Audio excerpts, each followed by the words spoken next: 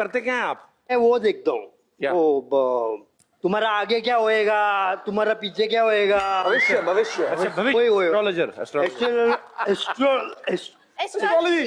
हाँ एस्ट्रोलॉगर।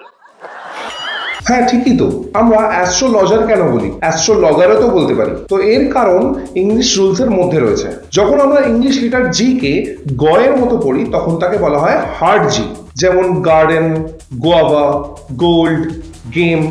রুল হলো জি এর পর যদি এ, ও বা ইউ এর মধ্যে কোনো একটি আসে তাহলে আমরা জি কে গ এর মতো পড়ি, আর জি কে যখন আমরা জয়ের মতো পড়ি তখন তাকে বলা হয় সফট জি, যেমন জায়ান্ট, জিরাফ, জেন্টল, জিমন্যাস্টিক্স।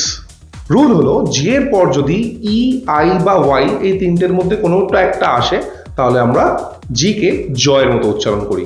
তবে কিছু এক্সেপশনও আছে, গেট, গিভ, গিফট। আপনাদেরও যদি কোনো এরকম এক্সেপশন জানা থাকে কমেন্টে অবশ্যই জানাবেন।